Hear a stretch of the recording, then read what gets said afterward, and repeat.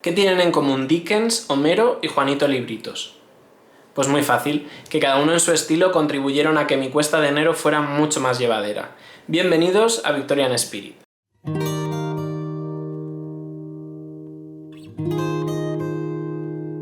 Hola a todos, soy Adrián, bienvenidos a mi blog Victorian Spirit. Hoy nos vuelve a tocar echar la vista atrás para hacer repaso de las primeras lecturas del año con este Wrap Up de enero, que como ya viene siendo habitual es bastante variadito tanto en géneros como en épocas e incluso en formatos. Como siempre os voy a presentar los 5 libros que leí en este mes en orden creciente de los que me gustaron un poco menos a los que más me han gustado. Así que nada, sin más preámbulos vamos a empezar con el Wrap Up y el primer libro del que os voy a hablar es El fantasma y la señora Muir de R.A. Dick, nombre detrás del cual se esconde en realidad Josephine Leslie, que fue una autora irlandesa que adoptó las iniciales de su padre, un antiguo capitán de barco, como seudónimo literario. Ella solo tiene 3 libros, pero este en concreto se hizo muy famoso gracias a la adaptación al cine y a la televisión que se hizo hace bastantes años. La historia nos habla de Sylvia Muir, que es una joven viuda que tiene 2 hijos y que está ya cansada de ser mangoneada por su entorno constantemente, primero por su marido y cuando éste falta por sus cuñadas, hasta que un día decide que va a tomar las riendas de su vida por primera vez, se muda a otro pueblo, encuentra una casa y se establece allí con sus hijos. ¿Cuál es el único inconveniente? Pues que esta casa sigue estando habitada por el fantasma cascarrabias de su antiguo dueño, un capitán de barco. Se trata de una novela feel good a medio camino entre la comedia romántica y la novela gótica más amable. Es una novela que se lee muy fácilmente, no solo porque es cortita, sino porque además tiene un ritmo de narración bastante ameno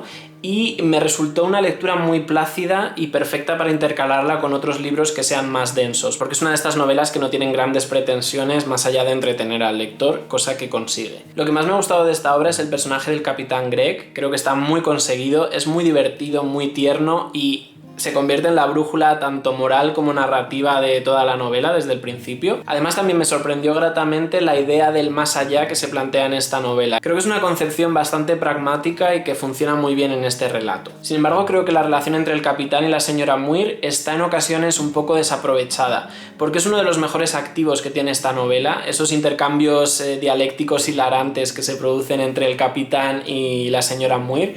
Y hay muchos momentos en que quedan muy eclipsados por subtramas y por otros personajes secundarios. La propia señora Muir me decepcionó bastante a lo largo de la novela, porque en un principio parece que está decidida a comerse el mundo y a ganar esa independencia que nunca ha tenido, y la verdad es que si no fuera por el capitán, ella sola creo que no llegaría nunca a buen puerto. Pero bueno, salvando estos detalles, sí que me parece una novela muy placentera, que no te va a cambiar la vida, pero bueno, sí que te va a entretener un par de tardes. A este libro yo le he puesto 3 estrellas. Vamos ahora con la que fue mi primera lectura dentro del reto Victorian Spirit y de la que ya tenéis reseña en el canal, así que tampoco me voy a extender mucho. No es otra que Grandes Esperanzas de Charles Dickens. Este es el tercer libro que yo leo de Dickens y probablemente es el que menos me ha gustado hasta ahora, porque aunque tiene un inicio brillante, es verdad que se va desinflando y en ningún momento llegó a recuperar lo que yo pensaba que iba a ser. La historia nos habla de Pip, que es un niño huérfano y pobre que trabaja como aprendiz de herrero y que es muy feliz con su vida, hasta que por una serie de encuentros fortuitos se le va a dar la posibilidad de crecer socialmente y de convertirse en un caballero,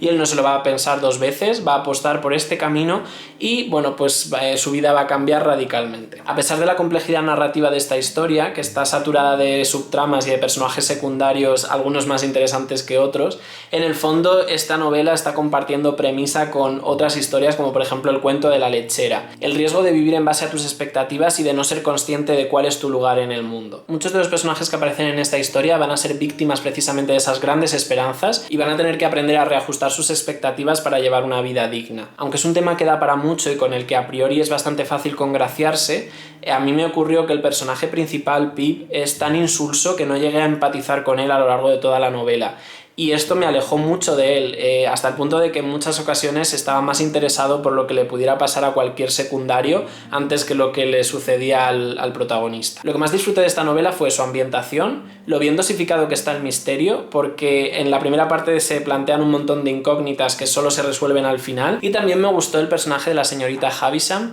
que me parece una robaescenas auténtica y que, como ya decía en la reseña, en los momentos en los que Pip interactúa con ella, Pip me resultaba interesante. Cuando Pip se alejaba de la señorita Havisham, digamos que entonces la historia perdía bastante interés para mí. Lo que menos me gustó de esta novela es lo poco verosímil que resulta la trama, que se aleja mucho de ese costumbrismo victoriano tono que a mí tanto me gustó de, por ejemplo, otras novelas de Dickens como David Copperfield, y también el hecho de que al terminar el libro tenía la sensación de haber leído dos historias, porque es verdad que en este libro Dickens juntó dos ideas muy diferentes que tenía, y aunque intentó hilarlas para convertirlas en una novela única, sí que es verdad que a mí me dejó un poco sensación de refrito cuando lo leí, como si hubiese leído dos historias completamente distintas. Por todo ello, a esta novela yo le he puesto 3 estrellas. Seguimos ahora con un clásico entre los clásicos, como es la Ilíada, la primera de las dos grandes epopeyas griegas que se le atribuyen al poeta Homero, y que para mí fue la primera etapa de un viaje literario que, si todo va bien, me llevará a leer el Ulises de Joyce en el mes de abril. Este libro está dividido en 24 cantos y cuenta los acontecimientos ocurridos durante el 10º y último año de la guerra de Troya. La historia arranca con el enfado de Aquileo, que se niega a seguir luchando después de haber sufrido una afrenta por parte del rey Agamenón, que le ha privado de su botín de guerra y en especial de la esclava Briseida. Esa negativa de Aquileo a luchar va a provocar un desequilibrio de fuerzas inédito hasta entonces en la guerra entre los aqueos y los troyanos, y que va a precipitar el final de la misma. El hecho de que esta obra no me haya gustado un poco más probablemente se debe a un fallo de juicio por mi parte, y es que yo toda la vida había pensado que recogía la guerra de Troya desde el principio hasta el final, y en realidad solo abarca 51 días dentro de un conflicto que ha durado 10 años, y ni siquiera son los 51 últimos días, como yo pensaba, no. De hecho, el final de la guerra de Troya, todo lo que tiene que ver con la muerte de Aquileo y con la maniobra del caballo de Troya, aquí no viene reflejado. Y eso me decepcionó muchísimo. Es un fallo un poco mío por las expectativas que tenía, y sí que es verdad que me apetecía un montón leer la epicidad de ese final, pero me quedé con las ganas. Por lo demás, es una de las obras más épicas que he podido leer nunca. La narración se centra mucho en ese enfrentamiento cuerpo a cuerpo entre los aqueos y los troyanos, y se describe con todo lujo de detalle absolutamente cada muerte que se produce, y aunque es verdad que la narración en esos momentos se vuelve un poco monótona porque es muy repetitiva, son muerte tras muerte tras muerte,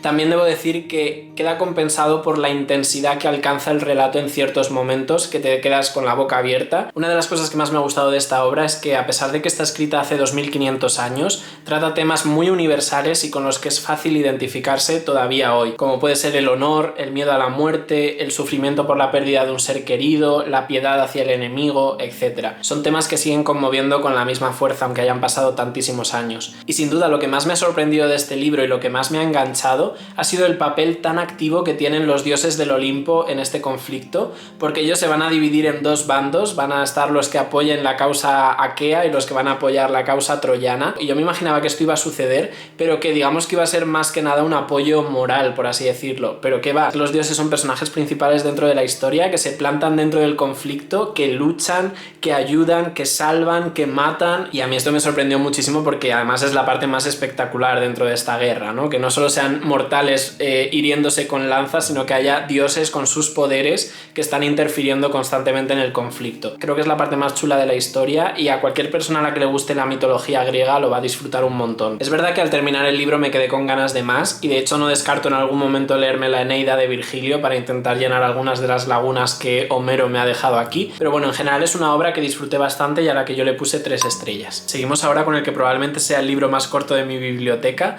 pero que cumple esa máxima de pequeñito pero matón. Os estoy hablando de El vampiro de John William Polidori, que como podéis ver es un libro muy finito. Desde que leí Frankenstein de Mary Shelley y descubrí cómo se había gestado esa historia con ese concurso de relatos fantasmagóricos en Villa Diodati en Ginebra, supe que quería leer El vampiro, que fue el otro relato que surgió de ese mismo concurso, porque la figura de Polidori me atrajo muchísimo. Él era el médico personal de Lord Byron y encarna muchos de los valores del caballero romántico, sobre todo en lo que tiene que ver con esa vida trágica y ese final trágico que también tuvo Polidori. La historia nos habla de un joven inglés que va a conocer a un aristócrata seductor y misterioso, Lord Ruthven, y muy pronto va a descubrir que alrededor de su figura ocurren sucesos inexplicables, y para cuando quiera darse cuenta ya será demasiado tarde, habrá caído también en sus garras. Polidori vertió en este relato todo el odio y todo el desamor que sufría por culpa de Lord Byron, que debió ser un hombre que se aprovechó de él en todos los sentidos, y este vampiro, que no solo se alimenta de la sangre de las personas sino de su vida y de su vitalidad, estaría muy inspirado en la figura de Lord Byron. Por eso, a pesar de ser un relato muy breve, tiene algo de impactante, porque no deja de haber un trasfondo histórico real y conocer la figura de este Lord Ruthven te acerca un poco al lado más oscuro de Lord Byron. Además, por si no fuera suficiente, Polidori, que no era autor, que era un médico, tuvo que luchar por demostrar que era el autor de este relato, porque automáticamente se le atribuyó a Lord Byron, porque había varias referencias tanto a nombres como a lugares que aparecían en poemas de Byron, y el pobre Polidori hasta tuvo que luchar para demostrar que este relato era suyo. Esta es la primera obra británica que trata el tema de los vampiros y ha sido muy influyente en otros autores posteriores como Le Fanu, Dumas o el propio Stoker. Es verdad que el mito del vampiro existía desde hacía mucho tiempo, pero nunca se había personificado en alguien de la alta sociedad, y ese fue el gran aporte de Polidori a este tema. Es un relato que a mí me encantó porque en muy pocas páginas desarrolla una historia bastante compleja. El personaje del vampiro me parece brillante, es uno de estos grandes villanos, y el final me pareció muy impactante porque a pesar de que tenía una parte de predecible, te deja bastante mal sabor de boca. Yo creo que eso es lo mejor que se le puede pedir a un relato de terror, así que nada, es ideal para una tarde en la que apetezca una historia de terror y yo creo que lo vais a disfrutar bastante. A este libro yo le he puesto 4 estrellas. Y por último vamos con el primer libro que se ha ganado las 5 estrellas en Goodreads en lo que llevamos de 2021 y que no es otro que Mariquita de Juanito Libritos. Lo que me pasó con este libro es bastante curioso porque yo lo empecé una noche de enero cuando ya era bastante tarde, debían ser como las 12 de la noche, con la idea de leer un par de páginas e irme a la cama, y lo que me pasó es que no pude soltarlo hasta que no lo terminé. Esa noche me acosté en plan a las 2 y pico de la mañana, pero es que me lo tuve que leer del tirón porque estaba enganchadísimo. Yo creo que eso ya dice mucho de esta obra y de lo que me ha gustado. Se trata de un cómic autobiográfico que también está ilustrado por el propio Juan. Cada página es totalmente distinta, la verdad es que no sigue una estructura fija, no sabes lo que te espera en la siguiente página, y es uno de los grandes atractivos que tiene el libro. La verdad es que yo disfruté muchísimo descubriendo a Juan también como ilustrador, porque creo que son imágenes que parecen muy sencillas pero que cumplen perfectamente con la labor para ilustrar el momento que Juanito quiere contar en cada página. Y bueno, pues abarca 3 etapas dentro de la vida de Juan, lo que sería la infancia, la adolescencia y los primeros años de la juventud. Lo mejor de este libro es que Juan ha conseguido que a través de sus vivencias, que son personales e intransferibles en principio, muchos lectores nos sintamos completamente identificados, hasta el punto de que yo había momentos en que casi sentía que estaban contando mi historia. Y eso es alucinante de conseguir. Es decir, pasar de algo tan concreto como tu propia vida y que pueda ser tan universal para que tanta gente se vea identificada, creo que es algo que no tiene precio. Y yo no sé si Juan llegó a hacerlo con esa intención o si es algo que simplemente ha pasado. Y es que aquí al final hay un relato universal sobre la homosexualidad, pero también sobre la adolescencia en general,